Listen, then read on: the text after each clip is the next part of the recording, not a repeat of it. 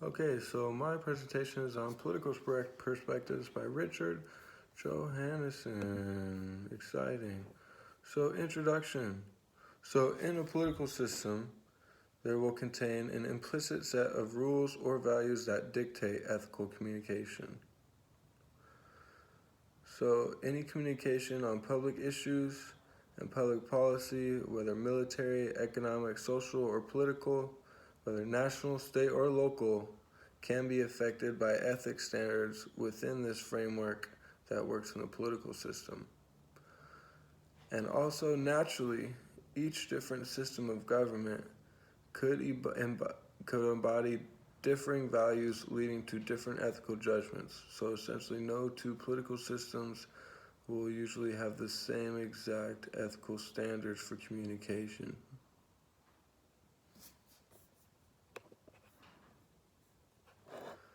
So the author goes into the first section, which talks about our standards, and these standards are going to be based off of a representative democracy because that's what we have here in America.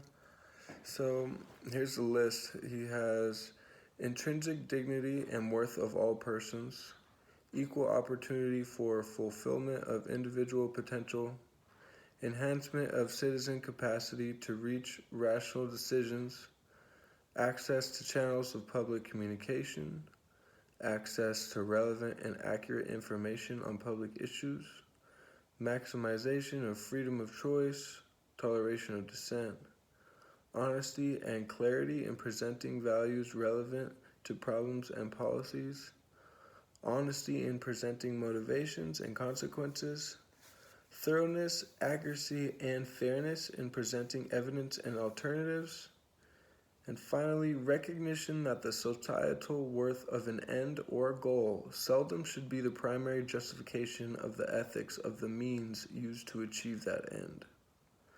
So now that I've told you about our standards as a representative democracy, I'm now going to play a YouTube video for the class. It's about 6 minutes long, and it's about some different laws in North Korea. And these laws are all pretty, I would say, violate the ethical standards that we have here for our representative democracy. And they have a different political system, so I'm playing that for the class. Then I would like to ask them, based on the standards that they see here with our representative democracy, what type of differences do you see, and what type of things do you see that would maybe violate our standards for ethics? And so that should take up, I think the video is about 6 minutes, and then some more minutes for conversation, so that's a little chunk of time.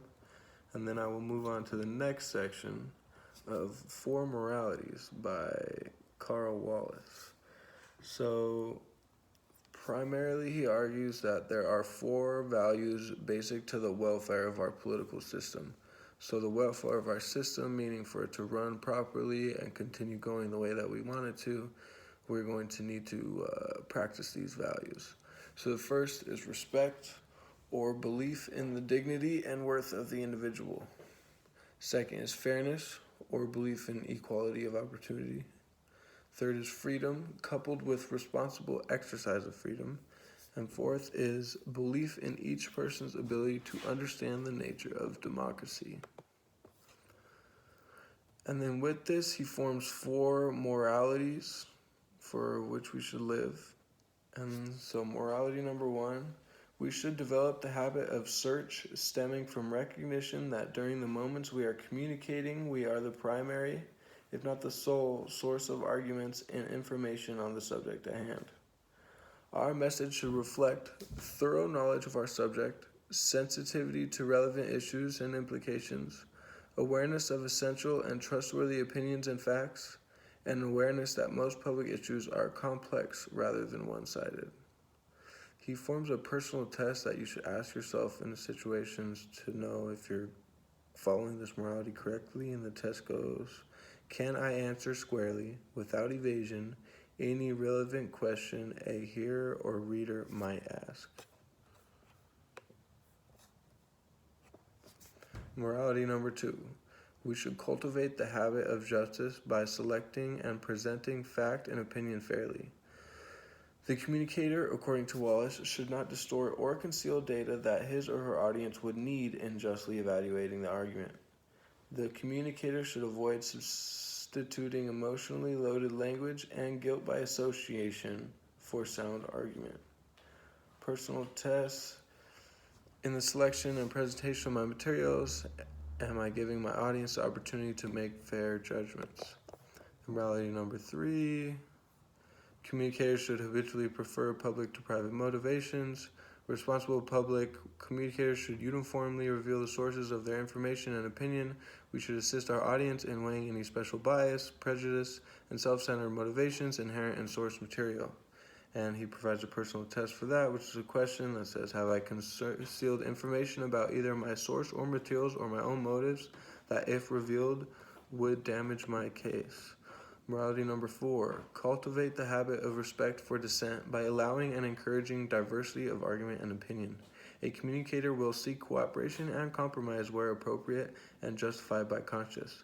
But Wallace feels we should not sacrifice principle to compromise, and we should prefer facing conflict to accepting appeasement. He provides a personal test for this with the question, can I freely admit the force of opposing evidence and argument and still advocate a position that represents my convictions? Degree of rationality is the next topic, which is by Franklin Hayman. The fundamental democratic value upon which he bases his approach is the enhancement of the human capacity to reason logically. He deems things unethical with techniques that influence the receiver by short-circuiting his conscious thought processes and planting suggestions or exerting pressures on the periphery of his consciousness, which are intended to produce automatic, non-reflective behavior. Hayman sees these techniques as unethical, communicative approaches that attempt to circumvent the human mind and reason in order to elicit non-reflective, semi-conscious, or unconscious responses. What are some examples from contemporary politics and advertising that probably would fail Hayman's suggested test for ethical communications? With this, I bring a value of some ads.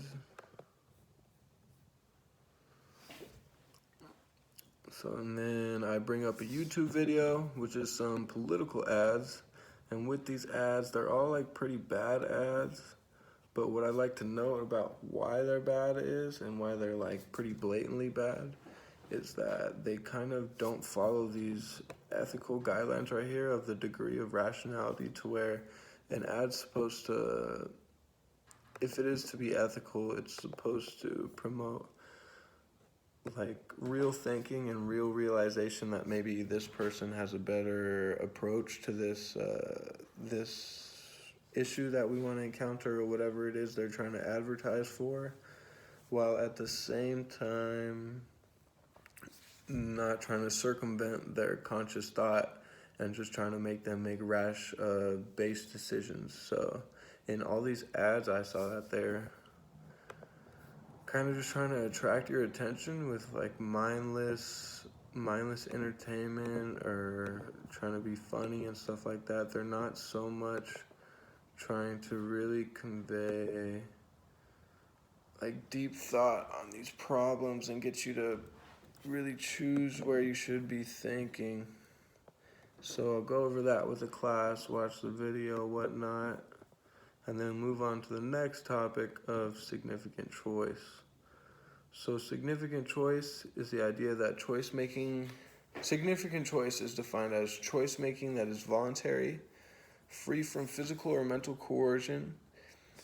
It is choice based on the best information available when the decision must be made. It includes knowledge of various alternatives and the possible long and short-term consequences of each. It includes awareness of the motivations of those who want to influence, the values they serve, the goals they seek. Voluntary choice also means an awareness of the forces operating within ourselves. Ground rules for political controversy, which is from Sidney Hook. The main thing I got out of this is that what he deems unethical is that communication tactics that suppress relevant evidence, foster refusal to listen to opposing views, and fanatically make the holding of a particular idea synonymous with patriotism.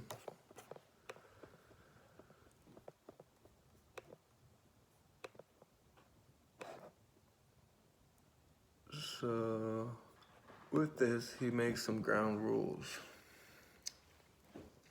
Nothing and no one is immune from criticism. Anyone involved in a controversy has an intellectual responsibility to inform himself of the available facts. So I'm not going to do the list right now, but so I go through the list. There is 10 ground rules, so I'll take up quite some time. And then I move on to the next subject of a synthesis of textbook standards. So there's a list, another list of typical traditional textbook ethical criteria. So these are things that you just find that just typical ethical guidelines that are supposedly traditional and just pretty common.